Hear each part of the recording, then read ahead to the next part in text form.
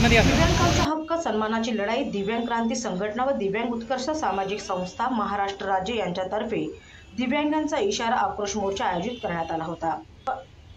यावेळी डॉक्टर बाबासाहेब आंबेडकर यांच्या पुतळ्याला पुष्पहार अर्पण करून मोर्चाला सुरुवात करण्यात आली। तसेच दिव्यांग मोठ्या संख्येने या मोर्चामध्ये सामील झाले होते। यावेळी पनवेल तहसील कार्यालय या ठिकाणी निवेदन तहसीलदारांना देण्यात आले।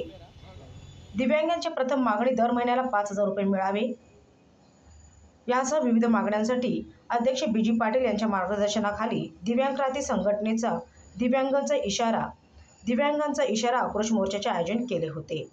सचिव राजाराम गोरे, पनवेल तालुका अध्यक्ष संदीप काशीद, सल्लागार सुरेश वाशीकर, खजिनदार विनोद देवकर, विलास फडके, अंजू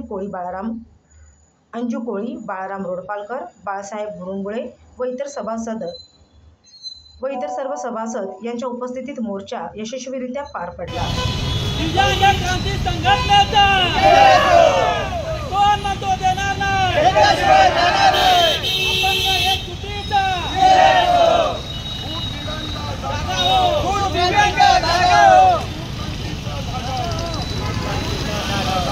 खूप क्रांतीचा धागा हो, घेतल्याशिवाय राहणार नाही, मिळालंच पाहिजे, मिळालंच पाहिजे, मिळालंच पाहिजे, मिळालंच पाहिजे,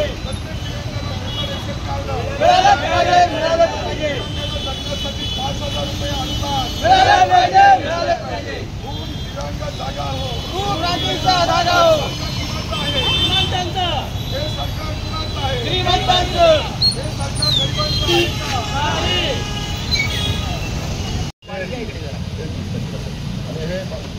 मुख्यमंत्री सेम आहे। दिव्यांगांची एक प्रमुख मागणी म्हणजे दिव्यांगाला पूर्वी 600 रुपये देत असते सरकार निर्वाह भत्ता म्हणून संजय गांधी योजनेअंतर्गत दिव्यांग आणि निराधारांना। त्याच्यानंतर आम्ही वाढ करण्याची मागणी केल्यानंतर त्यांनी 1,000 केले। त्यावेळी आमची 5,000ची मागणी होती। 1,000 केल्यानंतर 15 मार्च 2023ला आम्ही आणखी एक मोर्चा आझाद मैदानावर नेऊन आमची तीच मागणी ठेवली की दिव्यांगांना जगण्यासाठी कमीत कमी 5,000 रुपये आवश्यक आहेत आणि 5,000 रुपये तुम्ही दिव्यांग भत्ता सुरू करा। परंतु त्या मोर्चानंतर 1 महिन्यानी शासनाने 500 रुपयांची वाढ केली आणि 1,500 केली। नंतर आम्ही 2 ऑगस्ट 2023ला आणखी मोर्चा नेला। त्यावेळी समजा सामान्य न्याय व विशेष सहकार्य विभागाने इथं आम्ही गेलो होतो, सचिव वगैरे होते, मुख्य सचिवांना पण भेटलो। सर्वांचं एकच मत आहे की शासनाकडे पैसा नाही, शासनाकडे पैसा नसल्यामुळं आम्ही देऊ शकत नाही। तर शासनाकडे पैसा नाही, मग शासनाकडे इतर खर्चासाठी पैसा आहे, दिव्यांगांसाठी पैसा नाही, गरिबांसाठी पैसा नाही, निराधारांसाठी पैसा नाही। हे दिव्यांग आहेत, हे दिव्यांग 1,500 रुपयात कसे जगणार? काही आम्ही खेडोपाडी जातो, जिल्ह्यात म्हणजे हा दुर्गम जिल्हा आहे रायगड जिल्हा, आदिवासी वाडे आहेत, पाड्या आहेत आणि तिथं काही घरात 2-2 अपंग आहेत, दिव्यांग अंतरावर पडलेले आहेत, ते बाहेर येऊ शकत नाही असे दिव्यांग आणि त्यांचं उत्पन्न काहीच नसतं त्यांच्या आईवडिलांना। त्यांना संजय गांधी योजना म्हणजे काय ते माहिती नाही। जवळजवळ 20% दिव्यांगांनाच फायदा मिळतो शासकीय योजना आणि 80% दिव्यांग अजून वंचित आहे। आता या 20% 80% दिव्यांग हे मरणासन्न स्थितीत आहेत।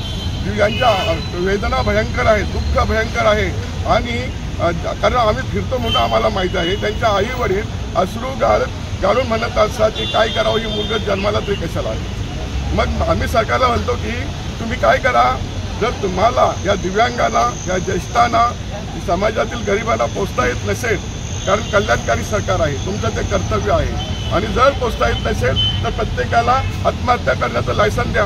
मग प्रत्येकजण आत्महत्या करेल, मग सगळी सुदृढ माणसं राहतील या जगात, या देशात, या समाजात। मग तुम्ही ऐशाराम करायला, बाकी सर्व खर्च करायला, उधरपट्टी करायला मोकले आहात। हे आम्ही शासनात त्या दिवशी 2 तारखेला आम्ही गेलो होतो मंत्रालयात। आम्ही त्या सचिवांसमोर हे बोललो, तिथंच बोलतो असं नाही, सचिवांसमोर मी बोललो की दिव्यांगांना आणि जे निराधार लोक आहेत ते म्हणजे ते आर्थिक म्हणजे 1 तारीख उठवते कधी 31 तारीख म्हणजे होते येते की महिना एंड होतो कधी आणि आम्हाला 1,500 रुपये येतात कधी, ती वाट बघत असतात. परंतु 4-4, 5-5 महिने हा दिव्यांग होता येतच नाही. नंतर आला मध्यच की 1-2 महिन्याचा येईल. मग आणि मरावं का? मरायला सोडलेले आहेत. मरणास आतापर्यंत काय केलं शासनाने की पोर्टल स्कीम केली त्यांनी सुरू त्याच्याद्वारे नवीन स्कीम केली आणि त्याच्या DVD पोर्टल त्याच्याद्वारे पैसा पाठवायचा असं ठरवलं.